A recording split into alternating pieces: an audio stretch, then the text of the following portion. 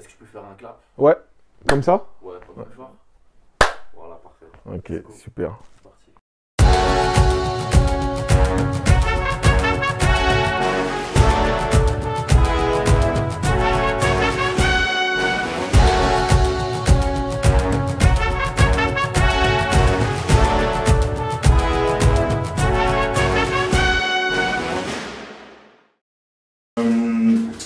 Retour sur le match, mais de façon peut-être un peu plus globale. Je voulais avoir un peu votre ressenti sur les choses. Après, je donnerai le mien, mais je pense que le plus important, c'est le vôtre. Alors, je vais vous poser la question, du coup, comme ça, vu que Mathéo a commencé dessus, je vais vous poser la question. Je vais vous poser plusieurs questions. À votre avis, total sur l'équipe, on avait combien de rebonds à la mi-temps? Collectif. Toute l'équipe. Essayez de bien arracher. Offensif, défensif, tous les rebonds qu'on a pris, toute la mi-temps. Moins de 40. Bien arraché. 12. 12. Même, tu penses quoi? 18. Lorenz? 11. 11. Ouais, 13. 13. François? 13. 13. On est à 5 rebonds. Voilà. Sur toute la mi-temps. C'est qu'à un moment donné, et on l'a dit pendant le match, il y a une équipe qui jouait une intensité plus élevée que l'autre. Et on perd 17 ballons sur le match, on perd 10 en deuxième mi-temps. Alors qu'à la mi-temps, on dit qu'on faut faire vraiment attention, on perd des ballons. En attaque, prenez soin de cette putain de balle. Arrêtez d'envoyer des balles à gauche, à droite. S'il n'y a rien, il n'y a rien. C'est pas de votre faute, on vous en veut pas. On vous en veut pas. Mais il n'y a rien, on est à ballon meneur, on crée. On a eu à chaque fois des tirs ouverts quand le meneur il a créé. Pourquoi vous cassez la tête à faire des passes ici, des passes lobées, des drives bizarres, etc. Non. Laissez les créations se faire, vous allez avoir des tirs. Vous comprenez ça ou pas? C'est super important. Est-ce que vous comprenez ça? Vous comprenez ou pas ce que je dis? C'est français. Si on crée, on a un tir ouvert, on va marquer.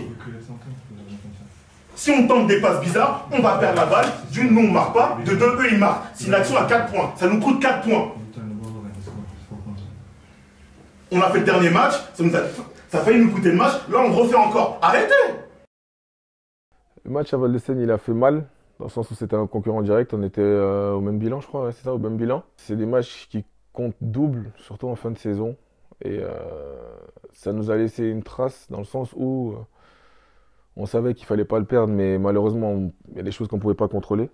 Mais après, comme on dit, on en tire des leçons et je pense que depuis, on a une autre mentalité et ça se verra sur les prochains matchs. Ouais. Il était dur dans le sens où il y avait plein de facteurs à prendre en compte. On n'est pas une équipe on cherche pas d'excuses en général. Mais il y avait des paramètres qui n'étaient pas aussi évidents que ça à manœuvrer. Mais comme on a dit, on est un gros rooster, tout le monde nous attend, on est l'équipe à abattre. On est une cible, c'est un fait. Donc ouais, c'était un match dur, mais c'était plus la défaite qui était dure. C'était la défaite qui était dure parce qu'on aurait pu le prendre, quoi.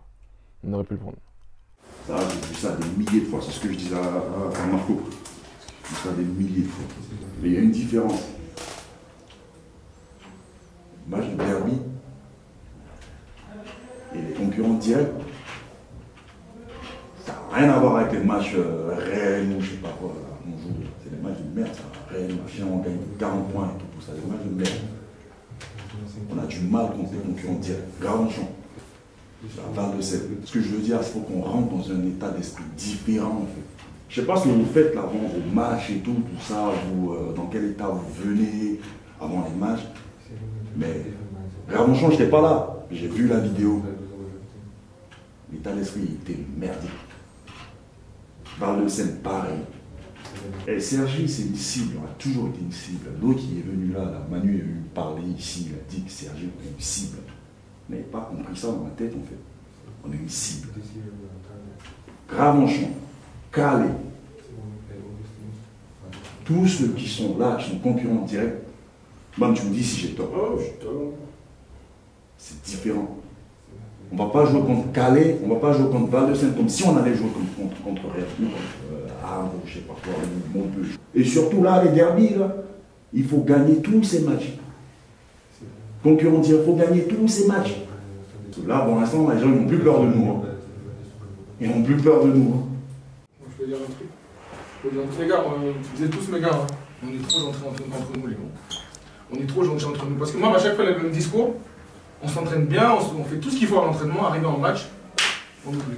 C'est pas qu'on oublie, je sais même pas c'est quoi les gars, mais c'est pas pour faire le mec. Hein. Moi, quand j'ai fait la montée avec tout le monde, les gros, je suis un gars humble, je me la fais pas ou quoi que ce soit. Hein. Mais on appliquait les consignes. Dès le début de match, on était à la rue. Dès le début de match, on était à la rue. On n'arrête pas de dire partez pas en contre-attaque avant d'avoir le rebond. Les petits, ils viennent gratter. Parce que toutes les équipes savent maintenant que notre fond de jeu, c'est la contre-attaque. Mais il faut qu'on ait la balle avant de faire des contre-attaques, les gros.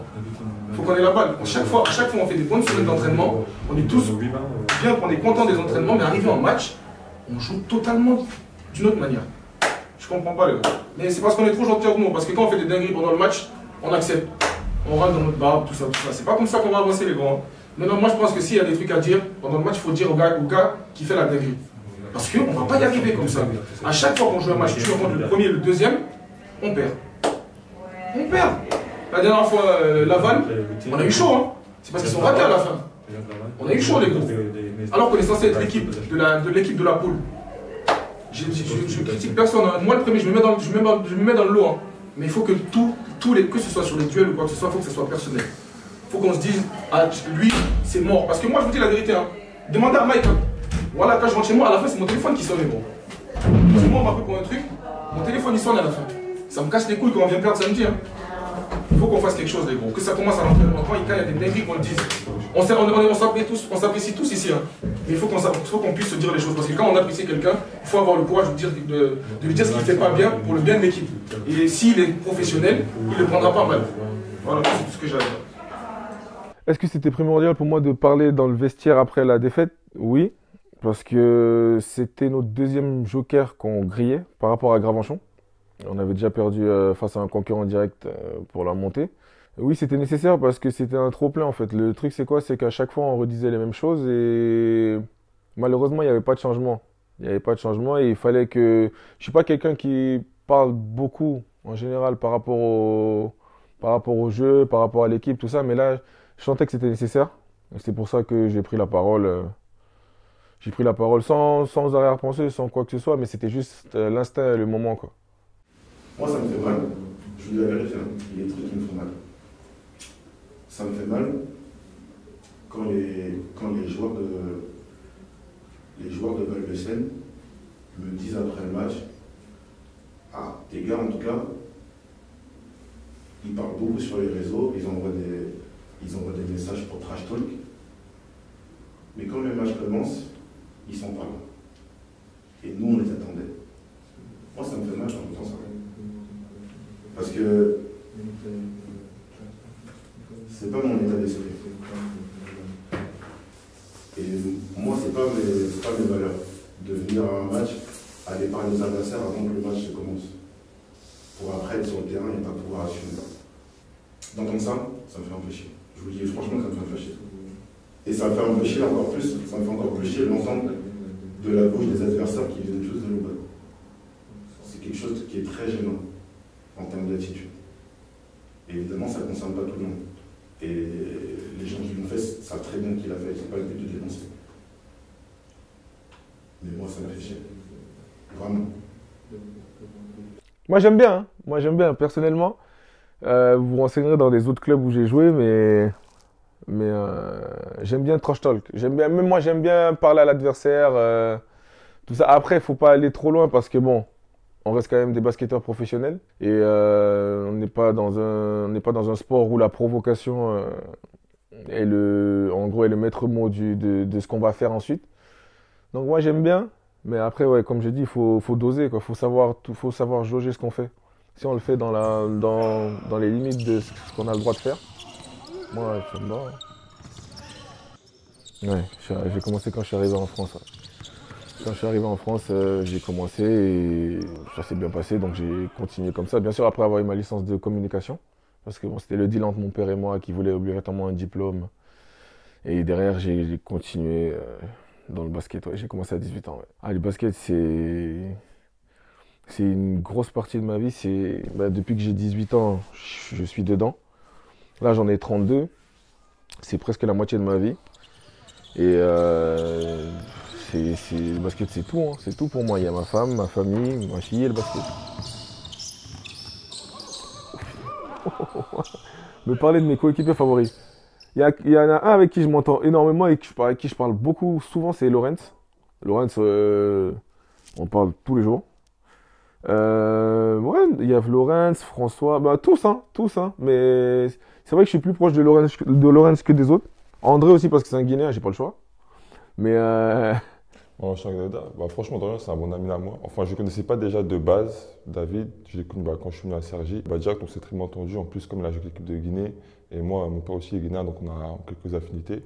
Et je dirais ça. Je dirais qu'on est vraiment bons amis maintenant. C'est un des gars, on va dire, un de mes gars sûrs de l'équipe, quoi. Big guy.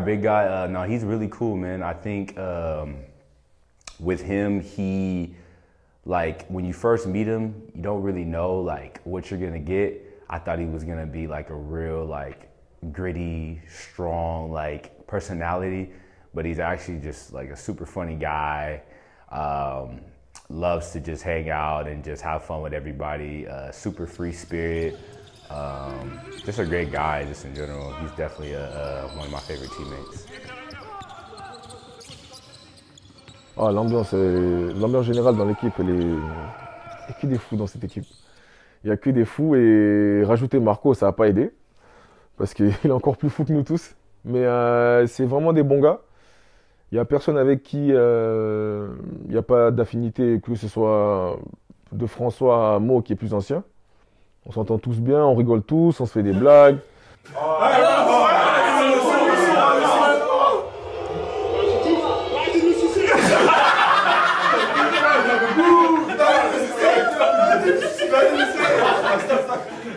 Les mêmes paires de milieu de terrain, mais l'ambiance est toujours bonne, quoi. L'ambiance est toujours bonne. On a vraiment des bons coéquipiers. De toute façon, avant de signer ici, Mani m'avait dit l'équipe, il a fait d'abord humainement, donc je pense qu'il a réussi son coup, quoi.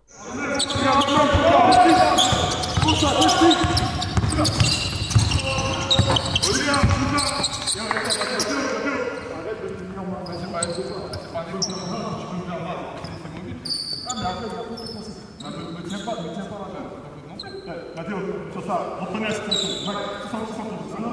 Mathéo, arrête de me tenir la jambe pour la dernière fois que tu tires la jambe. La dernière fois que tu vas te tirer la jambe. Ici. Pour toi ici. Quand les creux arrivent. 5, tourne à 5.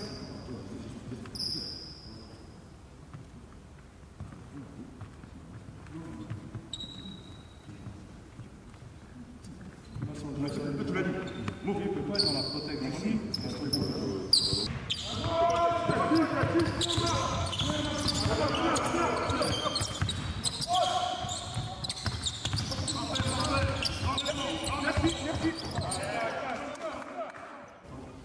pas quelque chose que j'aime faire.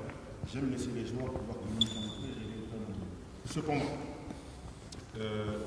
ce qui est important, et personne n'est pointé du doigt par rapport à ce que je vais dire. Vous pouvez avoir une communication positive sur chaque situation. Je prends l'exemple de ce qui s'est passé il y a 3 jours.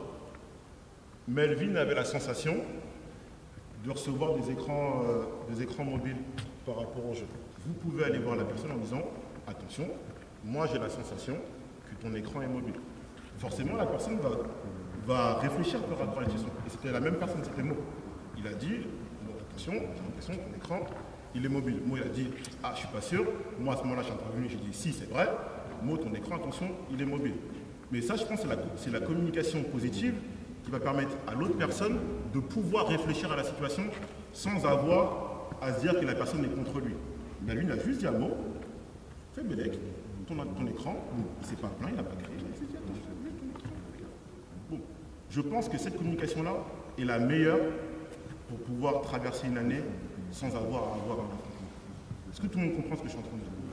Tout le monde capte? C'est pas, personne n'est contre personne ici. Moi, il a compris, bon, les temps d'après, il était plus mauvais. Fin. Donc, essayez de communiquer dans ce sens-là pour que tout le monde entende ce que vous avez à dire. Sinon, les gens comprendront seulement le ton avec lequel vous l'avez employé. C'est cool, les gars? Let's go, les gars. Ah, Mathéo et moi. L'altercation entre Mathéo et Mo, c'est un ancien et un jeune. Il n'y a pas vraiment eu d'altercation parce que au final, ils réussissent à parler, même si ça monte dans les tours. Ils réussissent à parler, même si ils se comprennent pas forcément. Au moins, ils emploient des mots. Après, malheureusement, c'est le résultat quand on perd certains matchs qu'on ne doit pas perdre. Généralement, on essaie d'en faire un peu plus à l'entraînement et parfois, le un peu plus, c'est un peu trop. Donc, c'est juste un malentendu qui a été réglé. Donc, je pense que on verra moins de ça, mais parfois, il faut ça, de toute façon, pour les équipes qui jouent la montée. Si c'est tout beau, tout rose, comme j'ai dit dans le vestiaire, hein, si on n'arrive pas à se dire les choses professionnellement et surtout à les accepter, on ne va pas aller bien loin, quoi. Les objectifs de notre équipe en championnat, c'est monter. Il n'y en a qu'un seul, hein, c'est monter. On essaiera de mettre la manière, bien sûr, mais ça ne sert à rien de mettre la manière si on ne monte pas. Donc, l'objectif, c'est de monter d'abord. Et en Coupe de France, c'est d'aller le plus loin possible et d'aller à Bercy et gagner. Parce que moi, je sais, pour avoir été à Toulon il y a 3 ans, quand on a fait la montée de National 2 à National 1, on accueillait le plateau. Il nous manquait qu'un match pour aller en finale et on l'a perdu. Et jusqu'à aujourd'hui, je le regrette parce que, bon, on a des occasions d'aller à Bercy jouer une finale de Coupe de France, on n'en a pas tous les jours. Donc l'objectif, c'est de gagner la Coupe de France à Bercy et surtout prendre les points qui vont avec parce qu'il y a des points dans le championnat. Donc, quoi qu'il arrive, on a un double objectif. C'est, vu qu'on a grillé 2 jokers, c'est en récupérer d'autres en Coupe de France, quoi. Et ouais, ce serait vraiment quelque chose que j'aimerais partager avec Sergi, quoi. Édition Coupe de France maintenant, les Spartiates de Cergy étaient en déplacement à Sartrouville pour le 64e de Coupe de France. En effet, les joueurs de Mike Totti n'avaient pas le droit à l'erreur, surtout s'ils souhaitent obtenir les points et rattraper leur erreur de Val-de-Seine. Un match qu'ils joueront sans Marco, Lorenz et Mokonu. Et effectivement, Alexis, et dû au différentiel de la Coupe de France, ils auront donc 14 points à rattraper dès le début du match. On écoute rapidement Mike dans les vestiaires. Individuellement et collectivement, c'est la bonne occasion pour nous tous pour se remettre dedans, pour se remettre, comme Mo disait, par rapport à l'état d'esprit, pour pouvoir être agressif, être conquérant. Là, on a l'occasion de pouvoir justement se montrer à nous-mêmes qu'on est capable. Préparez-vous bien mentalement, parce qu'une fois qu'on arrive là-bas, c'est la guerre. Let's go. Spartiate! François.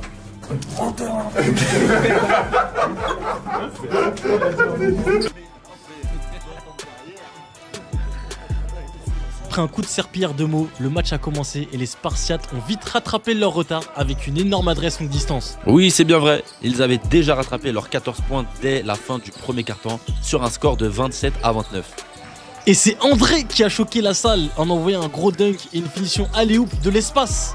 39-57 à la mi-temps. Le troisième carton ne sera pas bien différent des autres, avec André Touré toujours sur son nuage et... Oh, François qui envoie l'alley-oop de la soirée. 56-76 à la fin du troisième. Les joueurs du 95 s'imposeront sans grande surprise ici à Sartrouville. Nous vous donnons donc rendez-vous samedi à domicile contre Maubeuge, où l'erreur sera prohibée pour les joueurs des Spartiates. Let's go! Ah oui. Allez gros. Allez les gars. Allez samedi. L'essentiel c'est bon. Spartiate! Oh, road to Bercy, baby! Let's go! Bah, ma relation avec Mike, ça fait un moment qu'on se connaît parce que il avait son média au rebond là, qui s'appelait avant Pro-AM Média. C'est de là qu'on s'est connus jusqu'au jour où j'ai fait le All-Star en fait. Quand j'ai fait le All-Star, c'est là qu'on a vraiment pris contact, qu'on a parlé, qu'on s'est vu physiquement.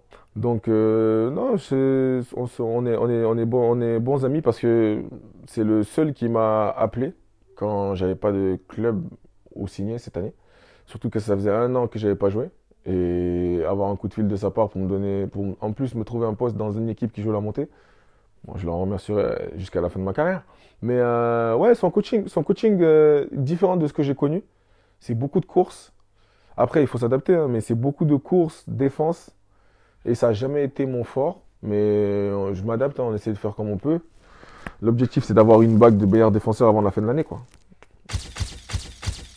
Je suis un joueur, comme tout le monde dirait, un joueur au sol. C'est plus post-up, point de fixation, Comme Mike le sait déjà et Mike l'a dit tellement de fois, je saute pas plus aucune canette, mais au sol, tu peux me faire confiance, quoi. Je suis arrivé hors de forme. Et les objectifs que je me suis fixés avec Mike, c'est déjà perdre du poids. Parce que j'ai fait 1 an et demi sans jouer, un an et quelques sans jouer. Et malheureusement, je prends du poids assez vite. Ça, tous les coachs vous le diront. Ouais, on avait un objectif avant la fin de... En gros, c'était arriver à mon poids de forme qui est à 130 kg, on va dire. Et moi, j'étais arrivé à 164. Et là, aujourd'hui, je suis à 143, 142 même. Donc, ouais, ça avance bien. Ça avance bien parce que, sachant que je suis arrivé depuis le 5 août, qu'on a eu une semaine où je voyais à peu près juste les infrastructures sans vraiment m'entraîner. Et grâce au travail de Mike et tout ce qui est en place, ça perd, hein. On perd, il faut, hein. De toute façon, on n'a pas le choix. Il faudrait que, moi, l'objectif, c'est que, au retour des vacances, je sois au moins à 3-4 kilos de mon poids de forme, quoi. Donc là, on est bien parti.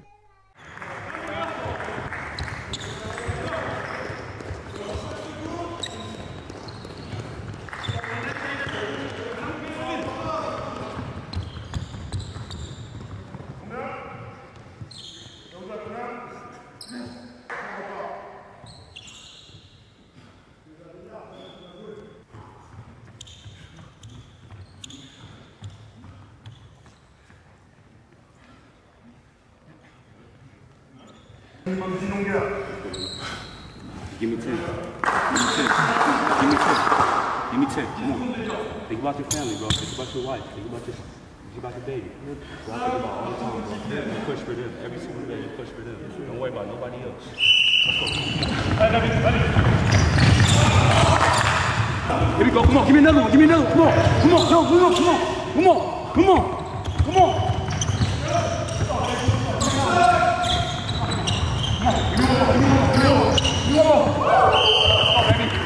Let's go, baby. The style that we play, it's hard for him to kind of see where he fits in. But I mean, he's lost so much weight since he's been here. He's been working like crazy hard, and now I think he plays a big role in our team. Now he's playing a lot more minutes. He's a guy that nobody can guard on the floor. I know he's a guy that I can push.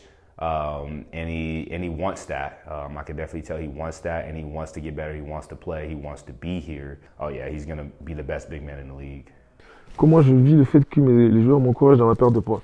Pour la plupart, je les ai déjà joués, que ce soit Mam, François, Mo. C'est des joueurs qui me connaissaient avant sur le terrain de basket. Parce que là, c'est ce que vous avez vu, vous avez filmé tout ça, mais bien avant, il n'y en a pas un qui m'a lâché ou qui m'a regardé en mode ouais, c'est bizarre, pourquoi ils l'ont signé ou quoi que ce soit. Ils m'ont toujours tous encouragé. Est-ce que vous avez vu les courses là où ils sont avec moi à courir? C'est juste une partie de l'iceberg parce que le reste, ils ont fait 10 fois plus, hein. Ils m'ont jamais précipité en mode on attend que tu reviennes, tout ça. Non, personne. J'ai eu des bons coéquipiers, je vais pas mentir. J'ai eu des très bons coéquipiers, mais c'est vrai qu'ils sont en haut de la liste à Cergy. Là, de ce qui se passe maintenant, j'en tirerai jamais la gloire tout seul, c'est grâce à tout le monde, quoi. Est-ce que toi, t'as envie de rajouter un truc? Non, mais si j'ai un truc à dire, Mike, faudrait qu'on court moins parce que... Non, j'ai rien à rajouter.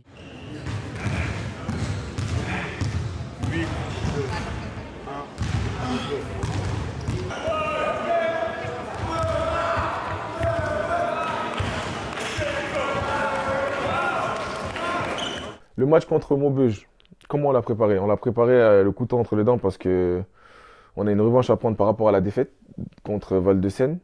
On sait que c'est une bonne équipe avec des bons joueurs. Mais comme j'ai dit, comme on l'a dit dans le vestiaire, même en Coupe de France, que ce soit Sartrouville ou qui que ce soit, il faut qu'on prenne les équipes de la même manière. Si je suis confiant pour ce week-end, oui. Oui, très confiant.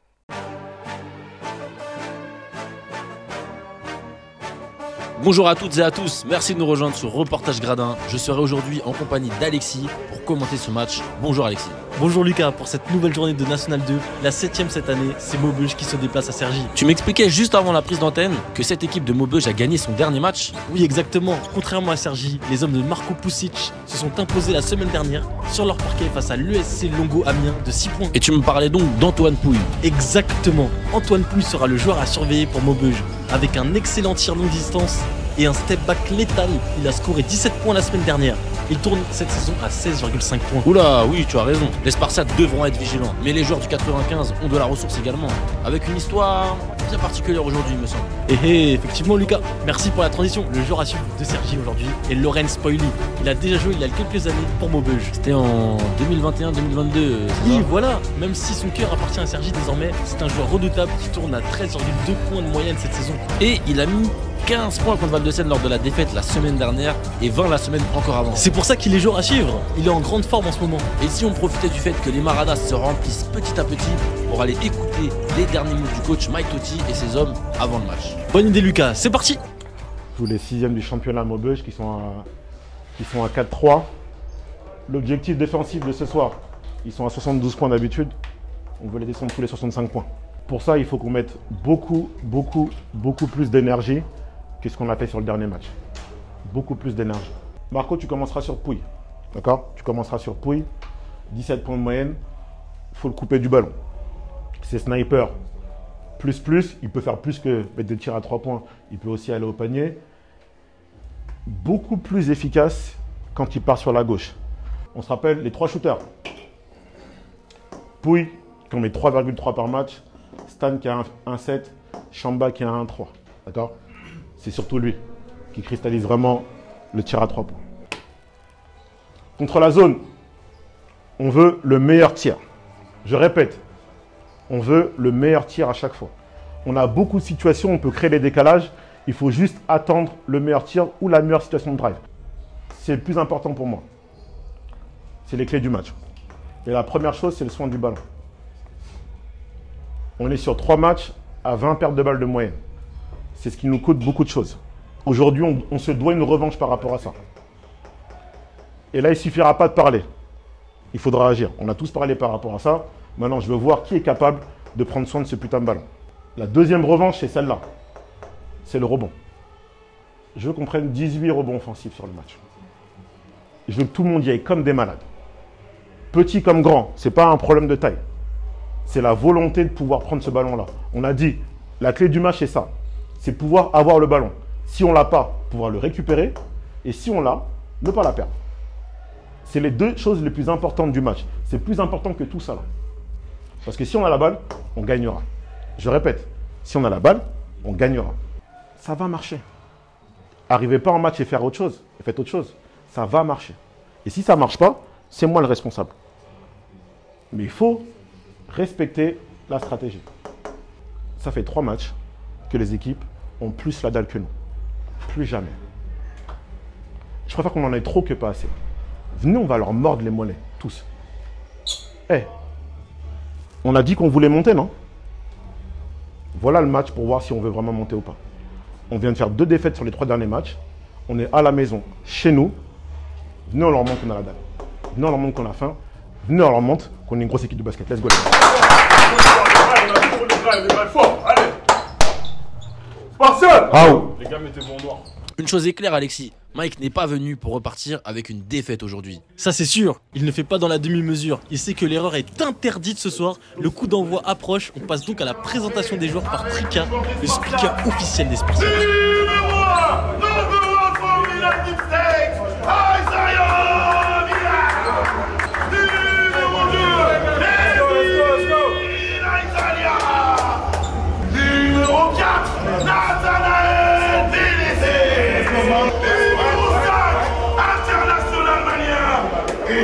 Capitaine Mamadou Sy. Le numéro 8, Ismaël Koné. Le numéro 9, international ivoirien, François Puyot. Le numéro 11, Marco Pelin. Le numéro 12, Matteo Corée. Le numéro 13, international guinéen.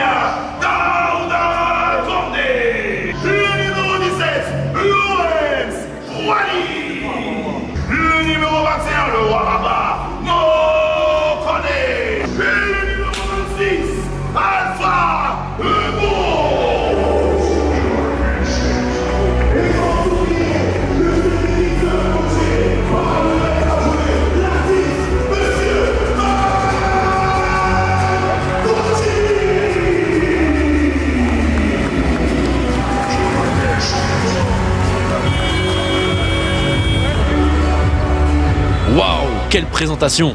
J'en ai des frissons. C'est vraiment le speaker qui pense être. Mais revenons aux choses sérieuses. Tu as raison Alexis, Mike donne les derniers ajustements juste avant le coup d'envoi de la rencontre.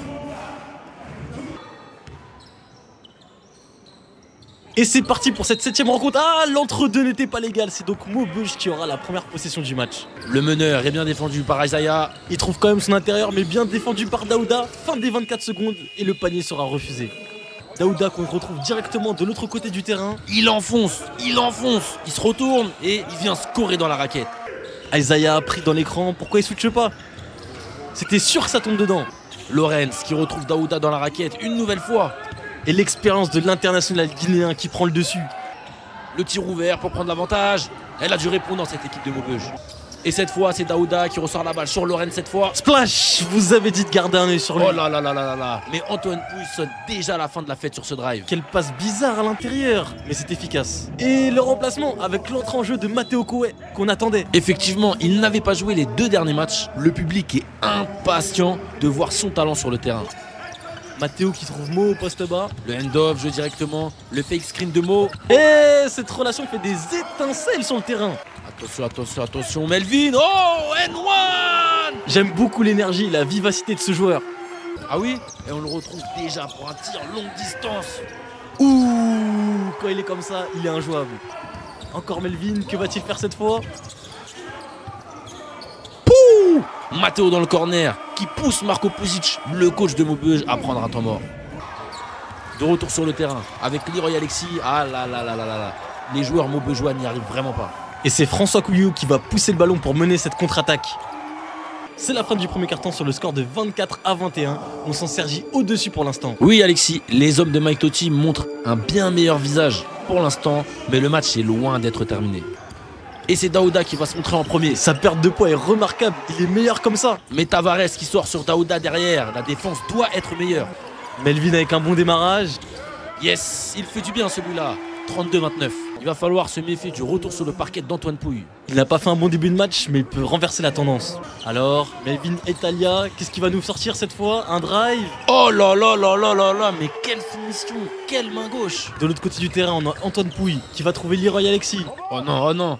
Aïe aïe aïe aïe, il fait mal celui-là. Et Matteo qui prend un écran de mam. Mais non, qu'est-ce qu'il fait?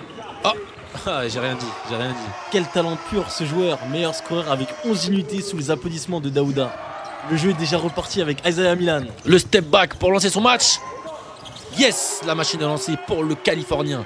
46-34 pour les Spartiates. C'est la mi-temps et les joueurs regagnent les vestiaires pendant que Tricard en profite pour mettre le feu à la salle. Allons écouter ce qu'il se dit pendant la pause dans le vestiaire. Beaucoup mieux sur le deuxième carton sur l'effort défensif. Je pense que les efforts défensifs sont en train de payer et on doit continuer dessus. Maintenant, je viens de le dire. Pour les extérieurs, des fois c'est des temps de jeu très courts. Mais envoyez, réfléchissez pas. Envoyez seulement. Envoyez seulement. Pour les postes 4, continuez, Mam, Alpha, continuez à monter. Ça va payer, ça va payer. Vous allez prendre des ballons, ça va payer. Vous démontez tout le terrain avec les extérieurs. Ils font un taf de ouf. Suivez-les, suivez-les, suivez-les. Alors c'est sûr, ils ont mis des tirs un peu compliqués et on vit avec ça. On l'avait dit avant le match qu'à un moment donné, ils allaient mettre des tirs. Par contre, on ne peut pas laisser le rebond, les gars. On doit tous y aller, on doit tous y aller. Je vous promets. Si on joue simple, on va marquer. Vous le voyez bien, non? On va marquer. Et on doit le comprendre maintenant. On doit le comprendre. Ça fait 8 matchs maintenant. On doit le comprendre, c'est maintenant. Donc, on se reconcentre. On part 0-0. Troisième carton. On envoie une vraie balle. Let's go. Spartiate. Décidément, Mike a l'art de trouver les mots. Espérons que ça permette à cette équipe de conserver son invincibilité à domicile. Le show des cheerleaders touche à sa fin. Le match va enfin pouvoir reprendre. Côté Maubeuge, ça donne également les dernières consignes. Et c'est reparti dans cette deuxième mi-temps avec deux équipes qui peinent à trouver le chemin des filets. Ça tombe pas dedans, autant pour Sergi que pour Maubeuge. Le show des pom-pom girls est fini les gars. Le match a déjà repris, il faut se réveiller. Allez, le drive de Marco. Non, finalement il ressort. Il va trouver François. Ah non, c'est pas de... Ah si, ça rentre en deux temps. Le premier panier de la mi-temps, après plus de 3 minutes, enfin. Antoine Pouille pour la passe décisive. Maubeuge débloque aussi son compteur. Et Marco qui trouve Matteo. Oh, contré par Gabango. Il était trop soft. Maubeuge avec Antoine. Et François qui jaillit. Ça sent le pétard. Ah, ce sera un simple lay-up. Mieux vaut assurer. Plus 14. Azaya, Melvin, Mo, ça circule bien. Alpha avec le drive main droite. Le coach de Maubeuge essaye d'ajuster les positions défensives de ses joueurs. Alpha encore, il va la jouer tout seul. Ouh là là, le airball. Mais bien suivi par Melvin, quel match de sa part. La dernière possession de ce carton dans les mains de Maubeuge. Un shoot contesté. Et nous, on en restera là pour ce troisième carton. Alexis, qu'est-ce qu'on en pense de ce troisième carton? Un peu déçu des deux équipes, j'avoue. Les joueurs ont mis trop de temps à relancer la machine. Heureusement pour le club du 95, c'est eux qui ont tiré l'avantage de ce manque de rythme pour mener de 17 points à l'entame de cette dernière reprise. Exact, 66-49 pour Sergi. Mais attention, en N2, tout peut arriver. Les Spartiates devront rester sérieux jusqu'à la fin. Et c'est reparti avec Melvin, qui va trouver Daouda et... Ah non, ça sera un marché. Ah, ils sont pas concentrés, je l'avais dit. Melvin encore pour Daouda. N1, voilà ce qu'on veut voir, c'est beaucoup mieux. Daouda encore qui va trouver la passe pour Lorenz. Ouh, tu nous avais prévenu Alexis. Quel joueur, l'Espagnol. Maubeuge doit se reprendre. Et Isaiah, le Spartiate californien qui intercepte. Et la finition main gauche, c'est vraiment son spécial move ça. Il fait exploser la salle 74-57. Tricard en profite pendant le temps mort de Maubeuge. mais quel sacré speaker. Stanley dans le drive qui passe Daouda. Belle finition de Tavares qui essaye de ramener son équipe. Et de l'autre côté, c'est Lorenz qui arrive à trouver François. Triplé, il ne leur laisse rien. Tavares, la bonne passe dans la raquette. C'était sûr, ils ne vont rien lâcher. Stanley encore qui prend un pic, il se lève. Ah là, il faut vraiment faire attention au panier comme ça, c'est pas sérieux défensivement. Mais Isaiah, encore la main gauche pour calmer les ardeurs de Maubeuge. Le joueur à suivre qui se montre enfin longue distance, mais c'est un peu tard. Et la bonne défense de Melvin. Il est partout aujourd'hui, mais quel match! Et lui et François vont céder leur place aux deux rookies de l'équipe. Ça fait plaisir de voir deux jeunes joueurs rentrer en National 2. Et ça défend dur pour le jeune Nathanaël, c'est bien. Et Isaiah derrière qui arrive à remporter le ballon. Il va mener la dernière attaque des Spartiates. Oula, mais qu'est-ce qu'il fait? C'est quoi ce tir? Et le buzzer retentit, c'en est fini de cette rencontre et c'est Sergi qui s'impose. Les joueurs se saluent avant de regagner le milieu de terrain pour le rituel. À toi, capitaine.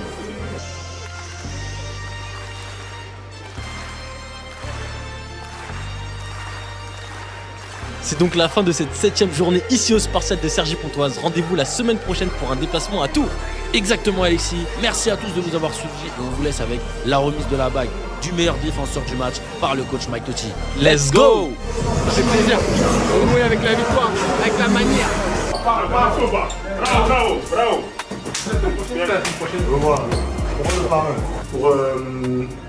Pour le titre de meilleur défenseur du match, je voulais récompenser celui qui a sur le match eu le plus d'impact et le plus d'influence sur l'attaque de Maubeuge, qui a vraiment essayé de déranger au maximum l'attaque de Maubeuge pour qu'elle n'arrive pas à se mettre en place et pour perdre un maximum de temps. Je demande à M. Melvin à Italie.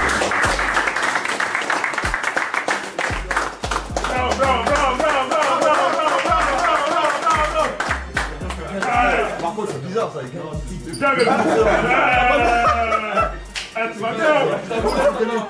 C'est une fierté supplémentaire et qui plus est, il joue sur notre territoire, il représente les Spartiates. Il faut savoir que chaque week-end, tout le monde nous attend. Oh là là là là, la quête spin move et le N1 pour lui.